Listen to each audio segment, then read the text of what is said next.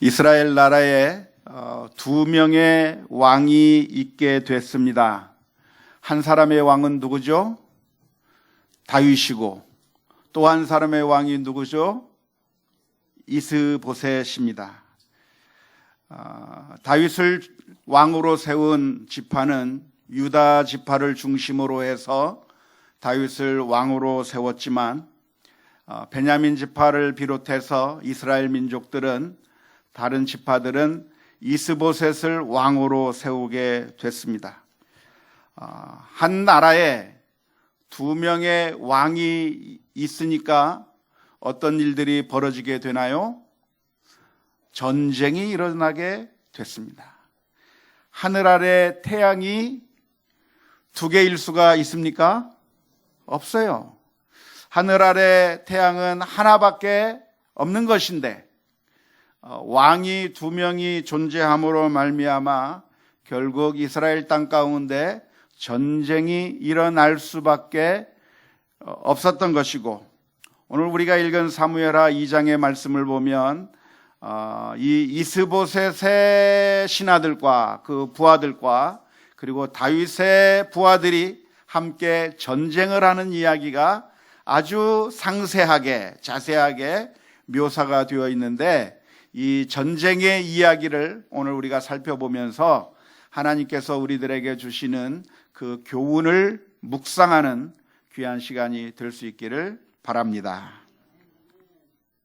결국 이 다윗의 군대와 이스보셋의 군대가 기브온 연못을 가운데 두고 양 진영에 머무르면서 이제 전쟁을 하게 됐습니다.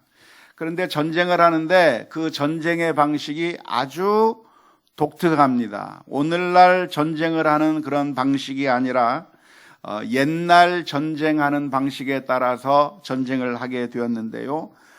서로 대화를 하는 겁니다. 이쪽 팀 대장과 이쪽 팀 대장이 서로 이야기를 해서 우리가 전쟁을 어떻게 할까 서로 약속을 하고 마치 스포츠 경기를 하듯이, 우리 서로 내기를 하듯이 서로 두 팀이 적절한 그런 규정을 가지고 서로 약조를 해서 전쟁을 하게 되는데, 어떤 약속을 하게 됩니까? 자기 군대 내에서 젊은 군사들 12명씩을 뽑아가지고, 그리고 그 12명들끼리 서로 격투를 하도록 만드는 겁니다. 그 12명들끼리 서로 싸워서 이기는 팀이 승리하게 되는 것이고 지는 팀이 지는 것이죠. 그런데 이 12명의 그 군사들을 선발해서 전쟁을 하게 되는데 무기를 자기 마음대로 다 갖고 나갈 수 있는 것이 아니라 맨손으로 가면서 칼 한 자로 들고 싸우러 나가는 겁니다. 전쟁을 이렇게 하면 참 좋겠죠. 아주 신사적으로 딱 규정을 만들어서 마치 스포츠 하듯이 전쟁을 하면 좋을 것 같은데, 그렇게 했는데 이런 식의 전쟁의 방식이 우리가 전에도 한번 살펴본 적이 있습니다. 다윗이 골리앗과 싸울 때도 역시 이런 비슷한 방식으로 전쟁을 하게 됩니다. 블레셋 군대 가운데서 장수 한 명이 나오고, 그리고 이스라엘 진영 가운데서 장수 한 명이 나와서, 그래서 그 두 장수들끼리 서로 싸워가지고 이기는 팀이 승리하는 나라로 하자. 그래서 다윗이 이스라엘 민족의 대표로 나가서 승리해가지고 결국 이스라엘 민족이 블레셋과의 전쟁에서 승리를 한 적이 있었는데, 이번에는 다윗의 군대들과 그리고 이스보셋의 군사들이 서로 싸울 때 12명의 젊은 군사들을 뽑아서 대결을 하게 만들었습니다. 그렇게 대결을 한 결과 누가 이겼습니까? 네? 누가 이겼죠? 무승부가 됐습니다. 금방 성경책 읽었잖아요. 무승부가 됐습니다. 칼을 들고 12명이 막 달려가서 서로 붙잡고 서로를 찔러가지고 두 사람 서로 찌르고 서로 찔림을 당하고 해가지고 24명이 한꺼번에 다 쓰러져 버린 거예요.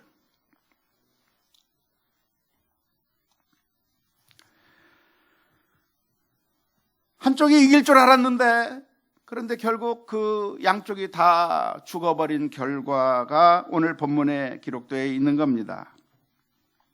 이러한 모습을 보면서 우리가 얻을 수 있는 영적인 교훈을 발견할 수 있으면 좋겠습니다.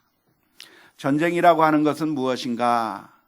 우리가 전쟁을 할 때 우리들의 마음 가운데는 이 전쟁을 해서 우리가 이겨서 우리의 권리를 차지하고, 그래서 우리가 떵떵거리면서 살 수 있을 것이라고 하는 소망을 가지고 전쟁을 합니다.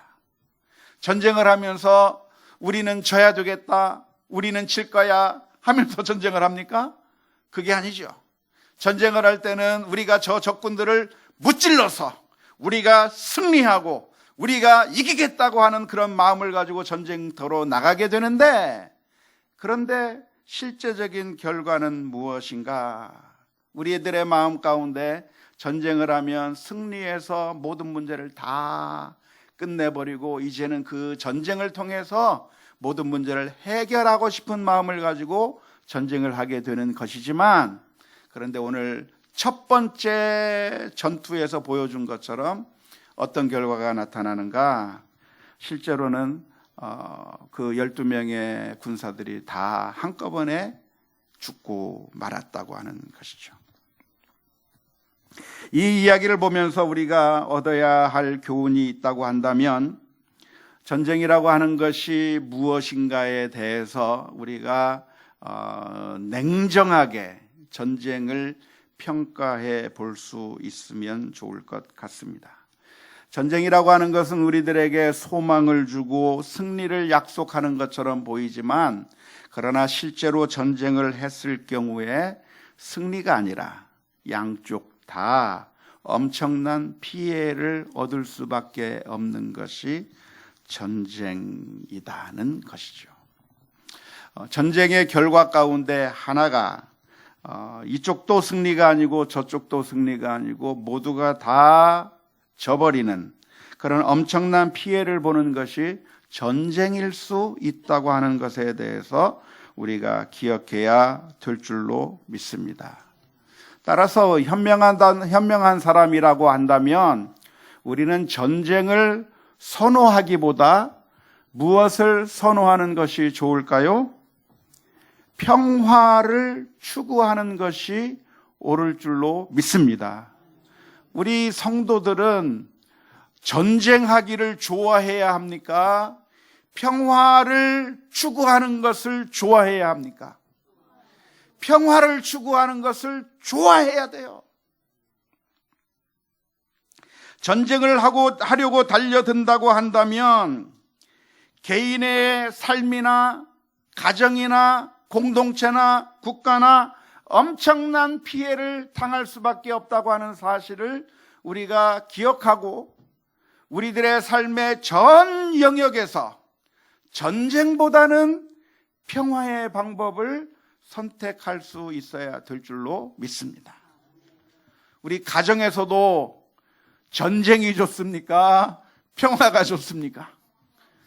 네, 남편과 아내가 서로 싸우는 것보다 평화하는 게 훨씬 좋아요. 믿습니까? 우리 교회도 전쟁이 좋습니까? 평화가 좋습니까? 평화가 좋아요. 교회가 교회 안에서 서로 싸우고 다투고 정말 나의 정의를 위해서 진리를 위해서 싸운다고 싸우지만 그 전쟁을 통해서 얻을 수 있는 것은 아무것도 없고, 우리가 전쟁을 하면서 생각하기를 우리는 승리할 것이고 우리는 무엇인가를 얻을 수 있을 것이고 이 전쟁에서 승리하면 모든 것을 다 끝낼 수 있다고 하는 그런 생각을 가지고 전쟁을 불사하고 있지만, 그러나 전쟁이 정답이 아니라 평화가 정답이라고 하는 사실을 기억해야 될 줄로 믿습니다. 나라의 경우는 어떤가요? 국가도 마찬가지로 전쟁을 하기 위해서 혈안이 되어 있는 사람들을 정치 지도자로 뽑을 것이 아니라 어떻게 하면 평화를 유지할 것인가를 연구하는 사람들을 지도자로 삼는 것이 좋아요. 나라가 전쟁을 준비하고 전쟁을 하는 것보다도 평화를 추구하는 것이 바람직한 모습이라고 믿습니다. 마태복음 5장 9절 말씀에서 예수님께서 이렇게 말씀해 주셨습니다. 화평하게 하는 자는 복이 있나니 그들이 하나님의 아들이라 일컬음을 받을 것이며. 화평하게 하는 자는 누구의 아들이라고요? 하나님의 아들이라고 했습니다. 그 얘기는 화평하게 하지 않고 전쟁을 좋아하고 싸우려고 달려들고 그렇게 전쟁을 추구하는 사람들은 누구의 자녀라고 말할 수 있을까요? 사탄의 자녀요, 마귀의 자녀라고 말할 수 있는 것이고 하나님의 자녀라고 말할 수가 없는 것입니다. 물론 싸워야 할 때도 있습니다. 불가피하게 싸워야 할 필요도 있습니다. 누군가 전쟁을 걸어온다고 한다면 그냥 당하고만 있을 수는 없어서 그래서 싸워야 할 필요도 있는 것이 사실이지 무조건 평화주의자라고 해서 전혀 싸우지 않고 있는 것이 제일 좋은 방법만은 아닐 것이라고 생각을 합니다. 다윗도 싸웠죠. 다윗도 골리앗과 싸워서 승리했고 그리고 성경에 보면 수많은 전쟁들이 있어서 그래서 그 전쟁 가운데서 승리한 모습들이 많이 기록되어 있습니다. 그러니까 전쟁이라고 하는 것, 싸움이라고 하는 것은 가능하면 피하면 좋겠지만 어떤 때에는 할 수 없이 싸워야만 하는 불가피한 상황이 있을 수 있다고 하는 사실을 우리가 인정해야 하는 것이고 그럼에도 불구하고 우리들이 추구해야 되는 것은 전쟁을 막 추구하기보다는 싸움을 추구하기보다는 서로 화평을 추구하는 것이 그것이 성경적인 관점이라고 하는 사실을 우리가 기억할 수 있기를 주님의 이름으로 축원합니다. 오늘 본문에 보면 또 하나의 싸움이 나옵니다. 처음에는 12 군사들끼리 함께 대결하는 장면이 나오는데 두 번째 장면에 가서는 이제 아사헬이라고 하는 사람이 아브넬을 추격하는 장면이 나옵니다. 이 아사헬이라고 하는 사람은 정말 발이 빠른 사람이었습니다. 정말 발이 빨라서 차두리처럼 빨랐는지 혹은 손흥민처럼 빨랐는지 모르겠지만 들로로와 같이 정말 빠른 사람이어서 이 아사헬이 그 전쟁을 하는 가운데 누구를 쫓아가냐면 아브넬이라고 하는 사람을 쫓아가게 됐습니다. 이 아사헬이 아브넬을 쫓아가는 이유가 무엇일까요? 그것은 이 아브넬이야말로 이스라엘 그 나라의 군대 장관이었기 때문에 이 군대 장관을 무너뜨리는 것이야말로 전투에 있어서 가장 중요한 그 전략이라고 생각이 들어서 일개 병사를 죽이는 것보다 일개 병사들을 여러 명 죽이는 것보다 아브넬 한 사람만 잡으면 전세가 완전히 꺾어질 것이라고 하는 그런 생각을 가지고 아사헬이 아브넬을 쫓아서 막 달려가는 겁니다. 그래서 결국 이 아사헬이 발이 엄청 빨랐기 때문에 아브넬을 쫓아가는데 이 아브넬이 막 도망가면서 말을 합니다. 이 아사헬아, 나를 쫓아오지 말고 다른 사람을 죽여라. 다른 사람을 죽여라. 이쪽으로 가서 다른 사람 죽여라고 얘기를 하는데 그 말을 듣지 않고 이 아사헬이 계속 아브넬을 쫓아서 달려가는 거예요. 그래가지고 그 아사헬이 결국 아브넬을 잡았나요?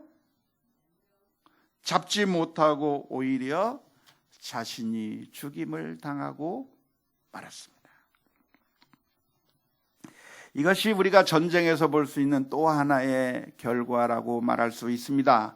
첫 번째 결과는 12명의 군사들이 함께 싸워서 양쪽이 다 한꺼번에 모두가 다 엄청난 피해를 겪은 것이 전쟁의 한 측면이라고 한다면, 또 하나의 측면이 무엇이냐면 내가 저 사람을 죽일 수 있을 것이라고 생각하고 달려갔는데 내가 저 사람을 죽인 것이 아니라 내가 죽임을 당하는 그런 정말 큰 피해를 당할 수밖에 없는 것이 전쟁이라고 하는 사실을 우리가 기억해야 될 줄로 믿습니다.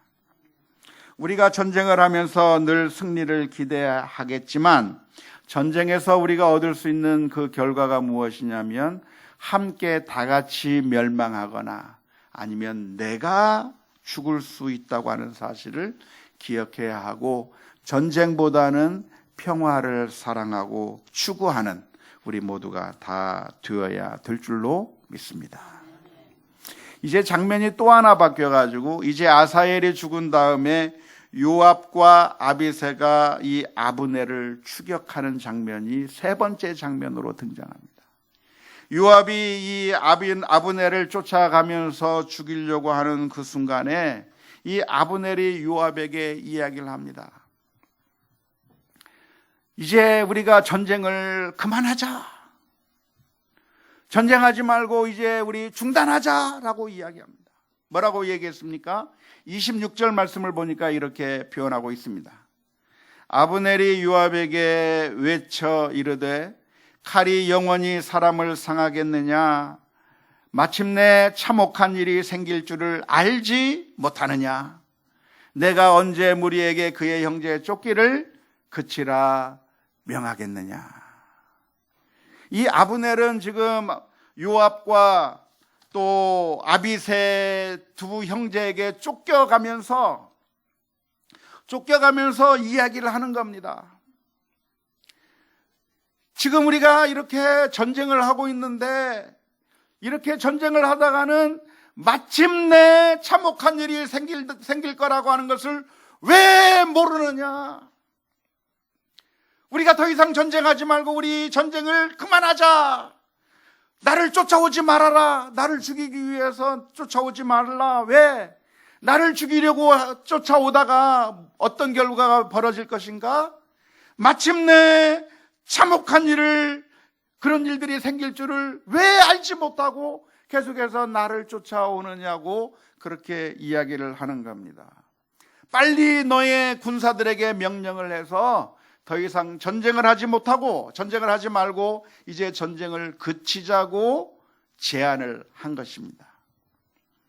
그런데 놀라운 것은 그 이야기를 들었던 요압이 생각해 보니까 그 말이 맞아요. 전쟁을 해서 우리가 쫓아가서 요압을 죽이려고 지금 아브넬을 죽이려고 쫓아가고 있는데, 그런데 이렇게 전쟁을 하는 결과가 좋은 결과가 맺어지는 것이 아니라 결국은 참혹한 결과를 가져온다고 하는 사실을 깨닫고 결국 요압이 나팔을 불어서 전쟁을 중단하고 양쪽이 헤어지게 되는 결과가 오늘 본문의 말씀 가운데 기록되어 있습니다. 마침내 참혹한 결과가 생긴다고 하는 말의 의미가 무엇이겠습니까? 그 이야기는 너희들이 나를 죽이기 위해서 쫓아온다고 하면 내가 너희들을 죽여서 오히려 너희들이 죽임을 당해서 너희들이 참혹한 일을 겪게 될 것이라고 협박하는 것으로 이해할 수도 있습니다. 왜 쫓아오느냐? 왜 우리 이스라엘 군대를 쫓아오느냐? 이렇게 쫓아오다가는 결국 니네가 참혹한 꼴 당할 거야. 우리가 너희들을 공격하게 되면 너희들이 죽게 될 거야 라고 그렇게 협박해서 더 이상 쫓아오지 못하게 하는 그런 의미로 해석할 수도 있습니다. 그런데 다르게 해석할 수도 있어요. 어떻게 해석할 수 있냐면 이 요압과 아비새가 아브넬을 죽이려고 쫓아오는데 그렇게 해서 얻은 결과가 참혹하다고 하는 사실을 이야기하는 겁니다. 만일 유대의 군사들이 전쟁에서 승리해가지고 이스라엘 군대를 몰살시켰다고 한다면 그것은 승리했으니까 좋은 결과일까요? 나쁜 결과일까요? 유다 다윗의 군사들이 이스보셋의 군사들과 싸워가지고 다윗의 군사들이 이스보셋의 군사들을 다 몰살시켜 버렸다고 한다면 그게 좋은 결과일까요? 나쁜 결과일까요? 대답하기가 어렵죠. 승리했으니까 좋은 결과라고 생각하실런지 모르겠습니다. 하지만 좋은 결과냐 하면 사실은 좋은 결과가 아니에요. 왜냐하면 이스라엘 지파, 그 이스보셋을 따르는 지파가 누구죠? 누굽니까? 누구냐면 형제예요, 형제. 형제. 누구를 아버지로 모시고 있는 형제죠? 아브라함의 12 아들들의 후손들이에요. 유다 지파, 그리고 다른 지파, 베냐민 지파, 에브라임 지파, 그런 모든 므낫세 지파, 이런 모든 지파가, 우리 지파 이 두세 지파가 다른 지파를 전쟁을 해가지고 이기면 그러면 기분이 좋아요, 안 좋아요? 전쟁에서 이기니까 기분은 좋겠지만, 그런데 결국 죽이고 난 그 죽임을 당한 사람이 누구예요? 형제가 죽은 거예요, 형제가. 그게 바로 참혹한 결과가 결국 나타날 것이 아니겠는가라고 하는 그런 의미로 이해할 수가 있을 줄로 압니다. 우리가 사사기 19장에서부터 21장의 말씀을 보면 거기에 한 참혹한 이야기가 등장합니다. 사사기 요즘 우리가 살펴보고 있는데, 그 사사기에 있는 내용 가운데 어떤 한 레위 사람이 첩을 데리고 여행을 하다가 베냐민 지파의 땅에 들어가게 됐습니다. 그래서 그 베냐민 지파 땅에 들어가서 하룻밤을 유숙하려고 하고 있는데, 그런데 그 베냐민 지파 땅에 들어갔을 때 아주 끔찍한 일이 일어났습니다. 그 베냐민 지파 동네에 살던 불량배들이 타지 사람이 왔다고 하는 사실을 알고 그 사람을 불러낸 겁니다. 그 레위 지파의 부인을 불러내서 강간하고 결국 그 여자를 죽여버리는 그런 끔찍한 일을 벌이게 됐습니다. 그래서 그 사건을, 정말 황당한 사건을 경험한 그 레위인이 그 사실을 온 이스라엘 민족에게 알렸어요.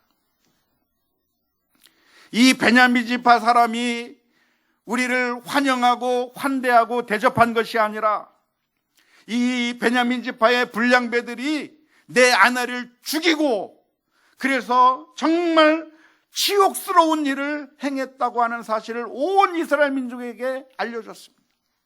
그랬더니 온 이스라엘 민족이 들고 일어났습니다. 세상에 우리 민족 가운데서 이렇게 나쁜 지파가 있을 수 있겠는가? 이 베냐민 지파는 정말 나쁜 지파다. 그래가지고 베냐민 지파와 다른 지파와 전쟁이 일어났어요.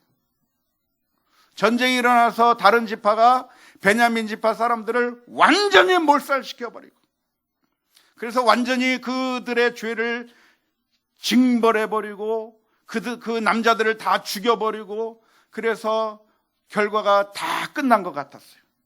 야, 이제는 정의가 이루어졌다. 이제는 저 악독한 베냐민 지파 사람들을 다 죽여버렸으니까 이제 하나님의 정의가 이루어졌고 이 땅에 공평이 이루어졌고 이제 제대로 모든 것이 다 이루어졌다고 생각을 했어요. 그런데 알고 보니까 그 죽임을 당한 사람들이 누구예요? 12지파, 아브라함의 12지파 가운데 한 지파가 완전히 박살이 나고 그 한 지파가 완전히 사라지게 된 거예요.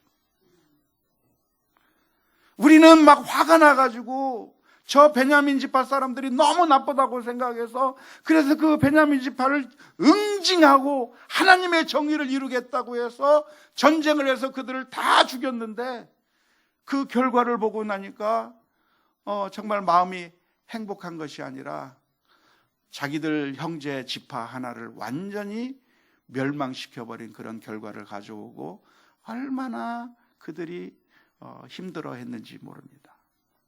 결국 그 베냐민 지파의 처녀들이 결혼할 남자가 없으니까 결국은 어떻게 결혼할 남자도 없고 또 결혼할 여자도 없고 그러니까 결국 저 베냐민 지파에게는 우리가 아들도 주지 말고 딸도 주지 말자 그렇게 해가지고 그 베냐민 지파가 완전 망하게 될 수 있는 그 상황 가운데서 겨우 살려내는 방법으로 그냥 이렇게 보쌈해서 가면 인정해주자.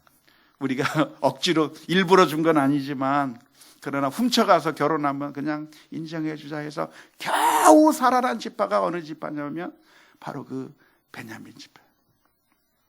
그런데 지금 그 일이 있은 후로 몇 년이 지난 후에 지금 또 베냐민 지파와 또 전쟁을 하고 있는 겁니다.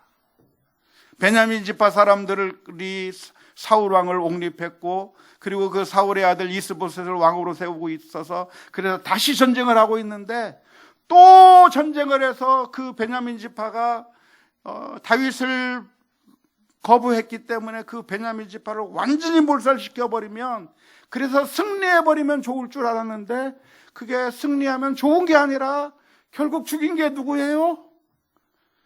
형제를 죽였다는 거예요. 형제를 죽이는 그 참혹함. 그런데 그래서 이 아브넬이 도망가면서 요압에게 하소연하는 겁니다. 네가 이기면 좋겠냐? 네가 이기면 그것이 괜찮은 일이냐? 결국 참혹한 일이 아니겠느냐라고 내 형제들이 죽어버리는 그것을 네가 좋아하겠느냐고 하소연하게 됐을 때 요압이 그 이야기를 듣고 나팔을 불어서 우리 전쟁하지 말자. 거기서 중단해버립니다. 우리가 여기서 배울 것이 있다고 한다면 오늘 우리들이 당장 지금 전쟁을 그치는 결단을 할 수 있기를 주님의 이름으로 축원합니다. 우리로 하여금 전쟁을 하도록 부추기는 것은 사탄의 음성이라고 하는 사실을 기억해야 합니다. 전쟁을 하면 우리가 이익을 얻는 것이 아니라 지금 전쟁의 여러 가지 결과들에 대해서 살펴봤는데요. 첫 번째 결과는 양 팀이 모두가 다 한꺼번에 멸망당하는 그런 결과가 생길 수가 있고, 두 번째 결과는 어떤 결과가 있어요? 내가 저 사람을 죽이려고 했지만 저 사람은 안 죽고 오히려 내가 죽는 결과가 생길 수도 있어요. 근데 전쟁하다가 어떤 결과도 나타날 수 있어요? 우리가 승리하는 결과도 나타날 수 있어요. 근데 승리하면 좋아요? 이겼으니까 괜찮아요? 이겼으면 괜찮은 것이 아니라 사실은 사랑해야 될 형제 자매를 무찔러 버린 거예요. 한 남편과 한 아내가 같이 살다가 서로 마음이 맞지 않아서 이혼을 합니다. 이혼을 해서 이혼 소송을 해가지고 그래서 정말 유명한 변호사들을 사가지고 남편과 아내가 서로 법정 싸움을 해가지고 결국 법정 싸움에서 이겼어요. 그래서 돈 많이 받아냈어요. 그러니까 너무 좋죠? 그게 아니죠.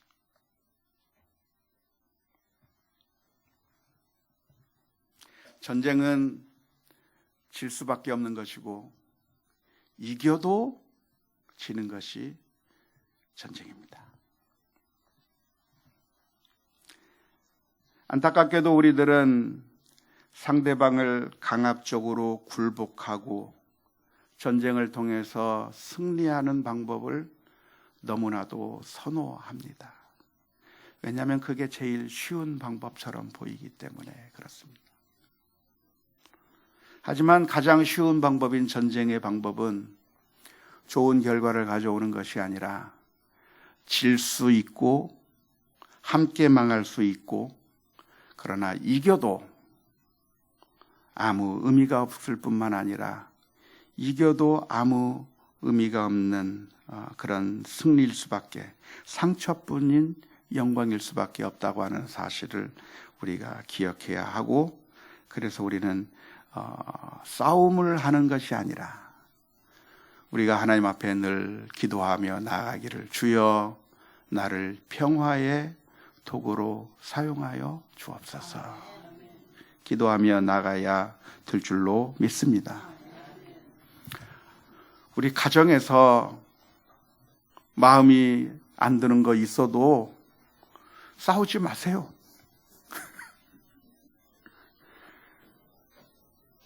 남편은 남편과 아내가 서로 싸울 대상이 아니고 사랑의 대상이에요. 믿습니까?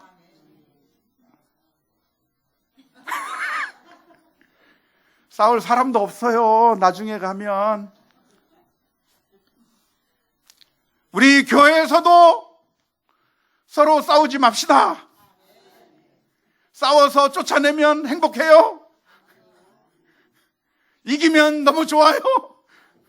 아니요. 싸워서 승리해서 좋은 것이 없고, 우리가 눌러서 좋은 게 없고, 우리가 굴복시켜서 좋은 것이 아니라 사실은 서로 사랑하고 아끼고 돌보며 사랑의 공동체를 만들어 나가는 우리가 다 되어야 될 줄로 믿습니다. 안타까운 것은 우리나라가 참 아쉬워요. 왜냐하면 좋은 정치가들은 국민을 하나로 모으는 정치가가 정말 진정한 정치가예요. 반대편과 정치적으로 반대편에 있다고 할지라도 서로 대화를 통해서 문제를 해결하고, 자신의 세를 불려서 내 세가 이만큼 크다고 하는 것을 보여주는 것으로서 국민을 편가르게 하는 것이 아니라 국민을 하나로 마음을 모을 수 있는 정치가들이 있으면 너무나도 좋겠는데, 왜 우리나라에는 그렇게 전부 못돼 처먹은 정치가들만 있는지, 국민을 가르고 가족들끼리 정치 때문에 서로 싸우게 만들고, 같은 교회 내에서도 정치적인 문제로 서로 마음이 아파서 서로 싸우게 만드는 분열의 지도자들은 자격이 없는 지도자들인데, 왜 우리나라에는 그런 자격 미달의 정치 지도자들만 있는 것인지 너무나도 안타깝습니다. 우리는 싸움의 길을 걸어갈 것이 아니라 서로 사랑하고 존중하고 아끼고 평화의 길을 가며 화평의 사도가 되는 우리 모두가 다 되어야 될 줄로 믿습니다. 우리가 싸워야 될 대상이 누구죠? 우리가 싸워야 될 대상은 사람이 아닙니다. 우리가 싸워야 될 대상은 우리의 남편이 아니고, 우리의 아내가 아니고, 같은 국민이 아니고, 이웃 나라가 싸워야 될 대상이 아니고, 나와 다른 생각을 가지고 있는 사람과 싸울 것이 아니고, 우리가 싸워야 될 대상이 성경에서는 누구라고 가르쳐주고 있습니까? 이 세상의 권세 잡은 자. 에베소서 6장 12절의 말씀을 보면 이렇게 기록합니다. 한번 같이 읽어봅시다.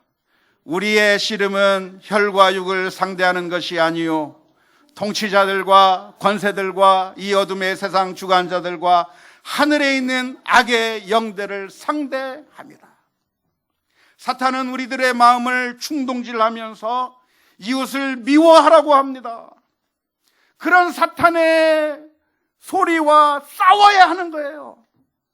우리가 싸워야 될 대상은 우리 남편이 아니고, 우리 교우가 아니고, 우리 민족이 아니고, 그 누구가 아니라 우리가 싸워야 될 것은 나로 하여금 탐욕적으로 살아가게 만들고 이기적으로 살아가게 만드는 그 사탄의 음성에 우리가 싸워야 하는 것이고, 이것을 미워하라고 우리를 충동질하는 그 사탄의 음성과 싸워야 하는 것이고, 그 싸움은 외부와의 싸움이 아니라 내 마음 안에서, 심령 안에서 나를 두 영이 싸우고 있을 때, 육체의 소리와 성령의 소리가 나를 서로 싸우고 있을 때, 우리가 그 사탄의 음성과 더불어 싸워서 이겨서 우리가 하나님의 말씀 가운데 순종하며 살아가는 것이 우리가 싸워야 될 진정한 영적인 싸움이라고 하는 사실을 우리가 기억해야 될 줄로 믿습니다. 우리의 이웃을 없애버리고 정복해버리고 싸워서 이겨버리고 짓밟아버리는 것이, 그래야 우리가 행복할 것이라고 사탄은 우리들에게 충동질합니다. 그러한 유혹에 넘어갈 것이 아니라 우리는 하나님의 말씀에 순종해야 합니다.